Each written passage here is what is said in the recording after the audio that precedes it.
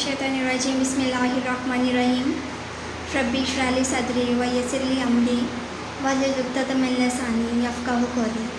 अस्सलाम वालेकुम students. Today is 9 September 2020 and Wednesday. Your lecture number is 37 and your diary is chapter number 10, book page number 107 plus 108, full and long question number 5. Learn. Open your book page number 107 and start reading. Sound waves are longitudinal waves. Sound waves जो हैं longitudinal waves कहलाती हैं। कैसे? Sound waves traveling through air is an example of a longitudinal wave. जो आवाज़ की लहरें हैं वो हवा के साथ साथ ट्रैवल करती हैं और यही longitudinal waves की मिसाल है। When a drummer beat a drum, the surface of the drum vibrates and creates a disturbance in the air beside it. एक ड्रमर जब ड्रम को बीट करता है तो ड्रम की जो सरफेस होती है ये वाइब्रेट करना शुरू कर देती है और इसकी वाइब्रेशन की वजह से हवा में डिस्टर्बेंस पैदा होती है। जैसे देखिए एयर पार्टिकल्स ये दिखाई दे रहे हैं, तो इन एयर पार्टिकल्स में डिस्टर्बेंस प्रोड्यूस होती है जो वाइब्रेशंस की वजह से प्रोड्यूस हो रही होती है और वाइब्रेशंस के बाद ही हमें साउंड्स सुनाई देती हैं। When the drummer head moves to the left, it compresses the air particles and creates a compression. ठीक है, जब drum head moves to the left, ये ड्रम हेड यानी ये जो हैमर है जब वो लेफ़्ट साइड पे मूव करेगा, इस साइड को मूव करेगा, तो तब क्या होगा कि जो एयर के पार्टिकल्स हैं वो कंप्रेशन में आ जाएंगे, यानी कि उसमें दबाव पैदा हो जाएगा, कंप्रेस होंगे एयर के पार्टिकल्स, तो एक कंप्रेशन कहलाएगा। When the drum head moves to the right, यानी जब यही हैमर जो है ये राइट साइड पे इस साइड को मूव करेगा, ये ड्रम को बीट करने के लिए मूव करेगा, the particles of the air on the right moves further apart.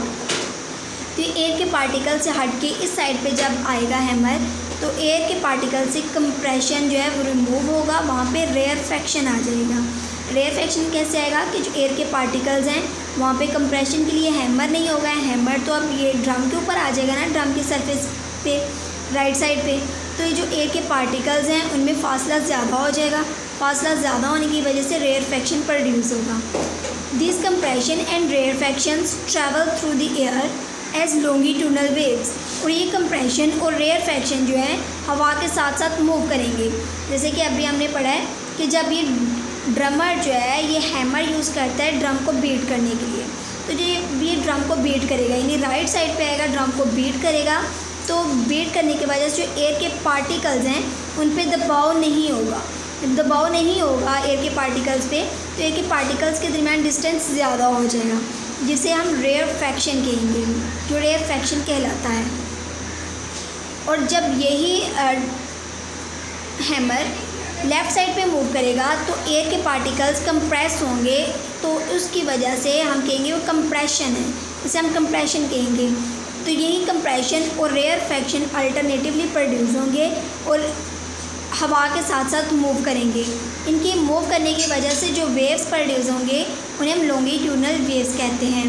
When the disturbance in the air reach our ears, और यही डिस्टर्बेंस यानी रेयरफेक्शन कंप्रेशन की वजह से जो डिस्टर्बेंस प्रोड्यूस होगी एयर में, वो डिस्टर्बेंस हवा के ज़रिए हमारे कानों तक पहुँचेंगी।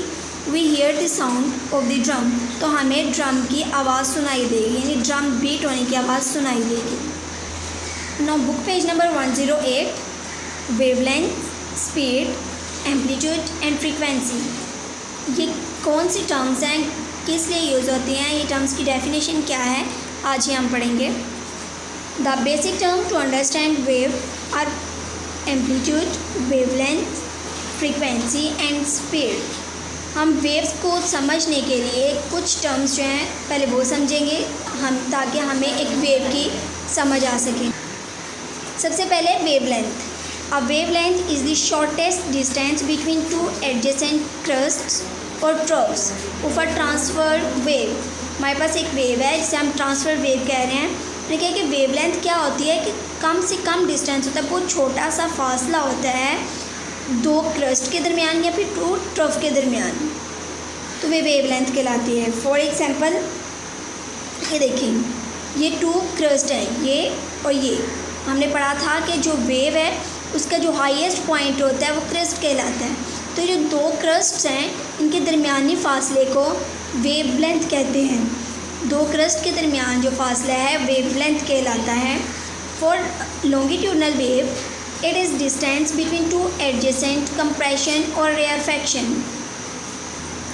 लॉन्गिट्यूडनल वेव के लिए क्या होगा, दो कंप्रेशन और रेयरफेक्शन के दरमियानी फासले को वेवलेंथ कहेंगे। Wavelength is measured in metres यानी एम स्मॉल। हम इसे मीटर्स में मेजर करते हैं और इसके रिप्रेजेंटेशन के लिए स्मॉल एम लिखा जाता है। जैसे कि यहाँ पे आप लोगों को दिखाया हुआ है कंप्रेशन में और रेयरफेक्शन के दरमियान, ये देखें ये कंप्रेशन है और ये कंप्रेशन है। मैंने कहा था जहाँ दबाव ज़्यादा होता है, जहाँ पे पार्टिकल्स कंप्रेस हुए होते हैं वो कंप्रेशन कहलाता है। तो हमारे पास कंप्रेशन क्या है, एक ये है और दूसरा ये है, ये कंप्रेशन। दरमियान में ये रेयरफेक्शन है क्योंकि इसके पार्टिकल्स जो हैं वो दूर दूर हैं, इसके और इसके पार्टिकल्स जो हैं वो बहुत ही क्लोज हैं, यानी कंप्रेस हुए हैं।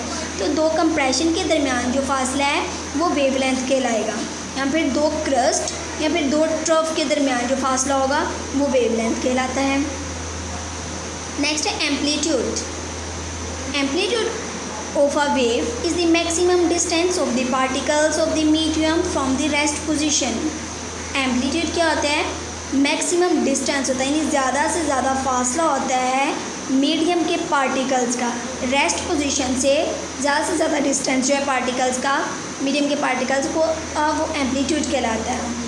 फॉर एग्जांपल रेस्ट पोजीशन कौन सी है, जहाँ जब हम किसी भी रस्सी वगैरह है फॉर एग्जांपल, तो हम उसे छेड़ नहीं रहे हैं, बिल्कुल सीधी है, हमने उसे अभी हिलाया नहीं है कि उसकी वेव्स पड़ रही हो, तो इसकी रेस्ट पोजीशन होगी। और जब हम उसे हिलाएंगे, ऊपर नीचे मूव करवाएंगे, तो उसकी वजह से जो वेव्स बनेगी, जो उसकी क्रस्ट और ट्रफ होगा, यानी इसकी डेप्थ या फिर उसकी हाइट जो है वो एम्पलीट्यूड कहलाएगी। फॉर एग्जांपल ये देखें, यहाँ पे इसने पकड़ा हुआ है, तो ये इसकी रेस्ट पोजीशन है, ठीक है, ये रेस्ट पोजीशन है। जब हम इस रस्सी को मूव करवाएंगे तो इसके वेव्स बनेंगे, यानी क्रस्ट या फिर ट्रफ ये प्रोड्यूस होंगे। जो क्रस्ट की हाइट है वो या फिर जो डेप्थ है ट्रफ की, ये ट्रांसफ़र वेव्स की ये हमें एम्पलीट्यूड कहलाती है, यानी कि रेस्ट पोजीशन ये है, यहाँ से यहाँ तक का फासला या फिर यहाँ से यहाँ तक का फासला, ये एम्पलीट्यूड कहलाता है। ये रेस्ट पोजीशन से मेजर की जाती है। Amplitude is measured in metres. Wavelength की तरह एम्पलीट्यूड को भी मीटर्स में मेजर किया जाता है और इसे भी स्मॉल एम से रिप्रेजेंट किया जाता है। नेक्स्ट है frequency. The number of vibrations produced by vibrating body in 1 second is called its frequency. Frequency क्या है, हमारे पास जब भी कोई बॉडी वाइब्रेट करती है तो 1 सेकेंड में जितनी दफ़ा वो बॉडी वाइब्रेट करेगी वो उसकी नंबर ऑफ फ्रीक्वेंसी कहलाएगी। Frequency is measured in units called hertz. तो अब ये फ्रीक्वेंसी के लिए जो यूनिट होता है जिसके ज़रिए हम उसे मेजर कर सकते हैं उसे हर्ट्ज़ बोलते हैं और रिप्रेजेंट करते हैं कैपिटल H और Z से। When one wave passes in 1 second, the frequency is 1 wave per second और 1 hertz। जब 1 सेकेंड में कोई बॉडी एक दफ़ा वाइब्रेट करती है तो वो इसकी वेव फ्रीक्वेंसी कहलाएगी, यानी कि इसकी फ्रीक्वेंसी क्या होगी, 1 फ्रीक्वेंसी है उसकी। फ्रीक्वेंसी का फार्मूला है frequency is equal to number of waves over time, यानी इन सेकेंड न कितने नंबर ऑफ़ वेव्स थी और कितने सेकेंड में थी उनको डिवाइड करेंगे तो हमारे पास फ्रीक्वेंसी आ जाएगी। ये था आप लोगों का आज का लेक्चर। आई होप आप लोगों को समझ आ गई होगी। जज़ाकल्लाह।